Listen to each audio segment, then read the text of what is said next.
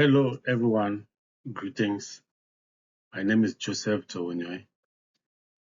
I have a very interesting topic here I want to present, I want us to talk about. I'm going to present on the topic cybersecurity for physically challenged people. That is cybersecurity for the disabled people. Before we do that, I want us to observe these slides. Yeah, let's observe the next slide that comes. There we go. Okay, we have some few slides here, a slide here with some few people can see. I know we're thinking two different things. Some people are thinking their own things, but then let's go ahead. Okay, from what we observed, we have just seen that people with some different disabilities. I can go back to that slide again.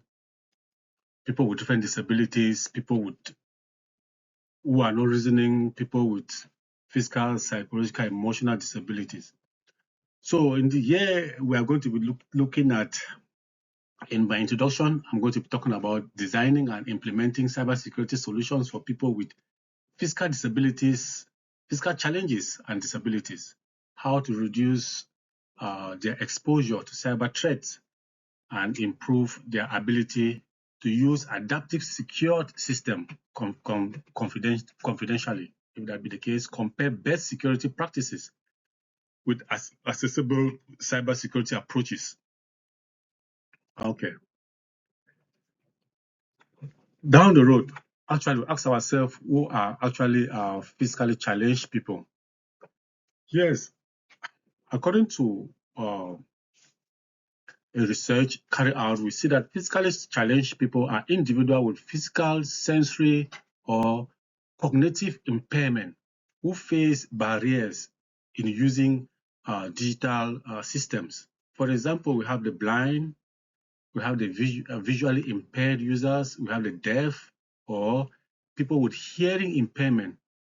We have users with reduced dexterity or motor abilities, can't walk or they can't do anything. We also have people with cognitive or literacy challenges. All these people are grouped or classified under disabled people.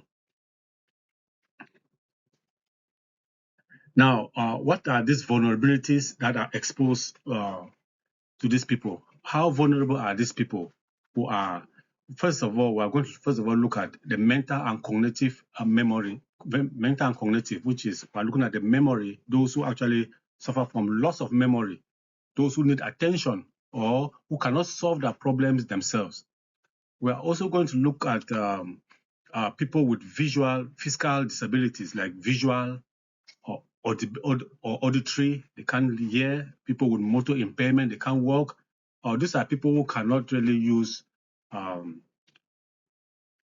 any of these tools or any of the tools that we are using today that could help us get out of cybersecurity or help us get out of scamming or help us get out of the people of the underworld.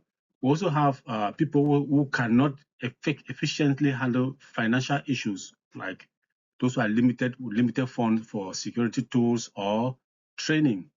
Emotional disability too. People who live with fear, low confidence, stress, reduced adoption of security.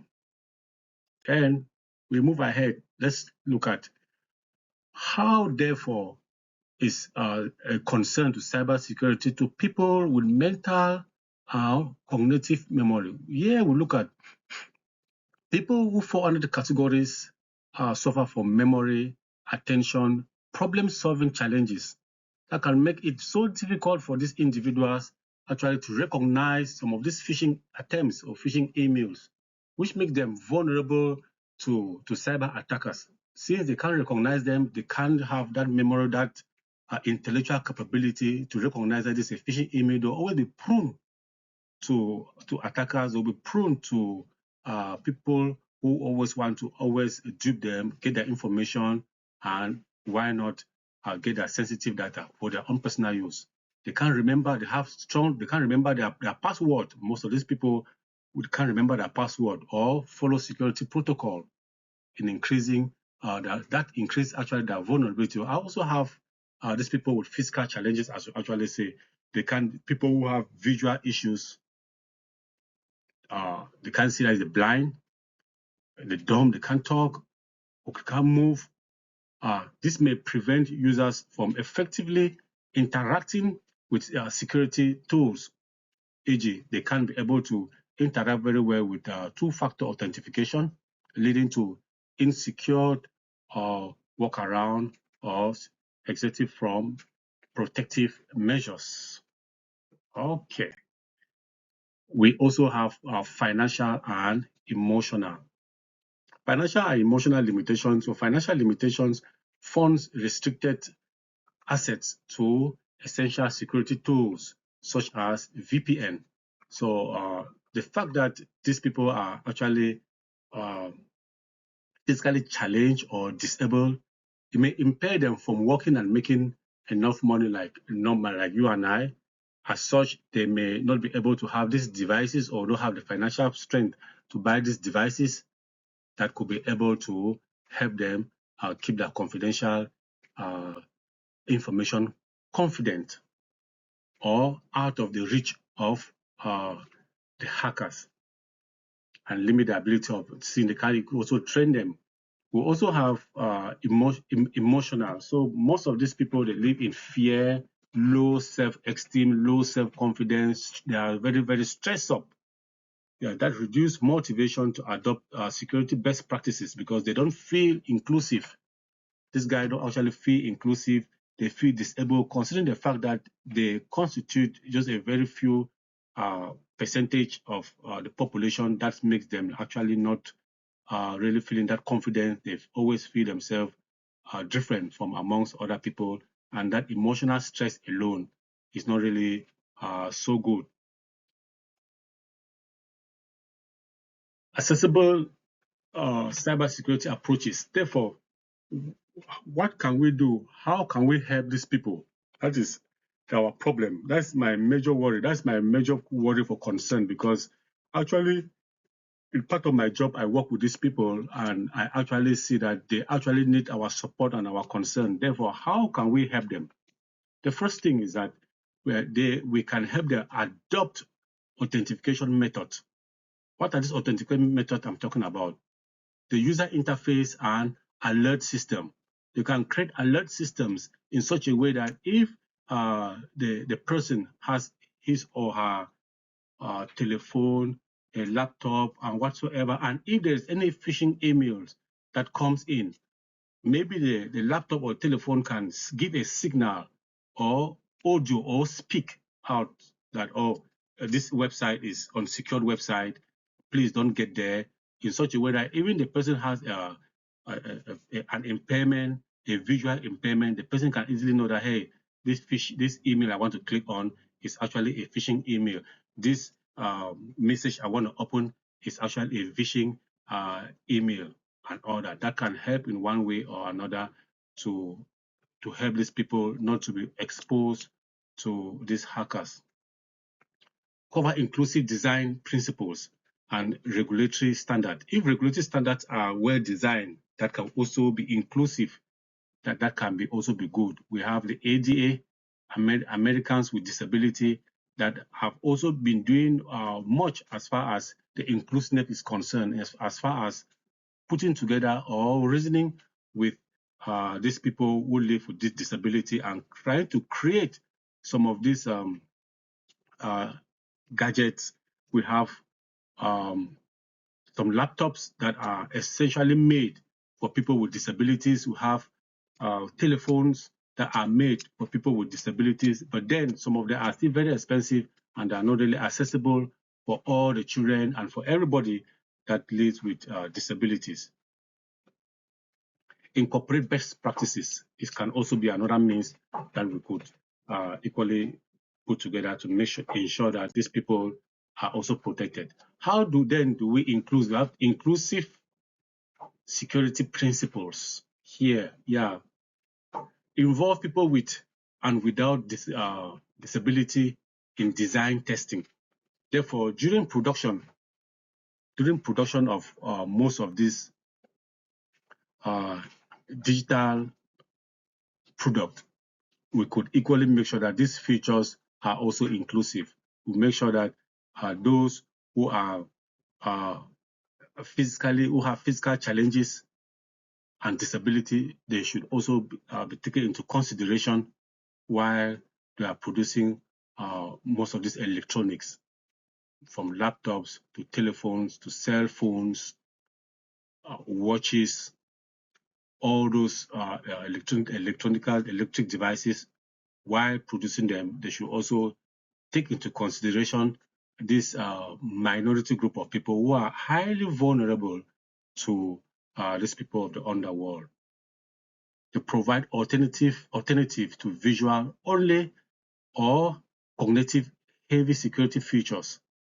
Design accessibility to security measures from the start of web application production. I just spoke about that, and support users at intersections of multiple vulnerabilities. I've also spoken much about that. Okay, practical strategies. How then do we do it? How then do we put this in practice to ensure that this minority group of people in our society actually benefit from being protected from these cyber hackers? Number one, well, look at they can use biometrics. Biometrics is another means of authentication that permits the user of these electronics to equally put in either their fingerprint, their face print, their eye login, and all that. So all this can be a better way to ensure that their private information is kept private from people not using them or not taking advantage of these very vulnerable people to steal their information, to steal their phones and all that. They could offer some of them audible and hectic feedbacks from password metrics. That one is very clear. Make timeout multi-factor authentication configuration for them in such a way that even if they forget to put off that TV, they forget to put off their laptops, forget to put off most of the electronics, they can always have that time off that it can equally go off alone without maybe the worker or somebody around taking advantage of these vulnerable people and making use of their resources. Provide captioning on all multimedia to cybersecurity awareness and training. Yes, I still want to suggest that most of these people, they really lack training. So, and if the government can make it in such a way that some of these people who are living in these vulnerable areas in group homes, maybe assisted living, individual living, or living with families, they could equally have a session of cybersecurity training in order to know how to keep their confidential information confidential for them, so that people around them or who work with them may not take advantage of their impairment. Best practices, as we say, promote independence, choice, and control of physically challenged people. Reduce exclusion from essential services, healthcare, finance, and all. Enhance security for all, whether you are disabled or you are not disabled. Everybody should be inclusive in as far as cybersecurity is concerned. Yeah, conclusively, we are saying in general that cybersecurity should improve safety for everybody, whether you are you have physical challenge, whether you have a disability. You should not be kept aside. You should not be sidelined because of your disability. So I'm pressing so much that people with disability should be considered in the society equally, just as any other person. And if any protection is being given for people who have all the senses intact, they should also consider those who have those impairments should also be considered. And also moving forward, accessibility should ensure human equality, human equity in digital security. Thank you guys so much. I hope you enjoy my presentation on cybersecurity for physically challenged people and disabled. Thank you guys so much. Have a nice day.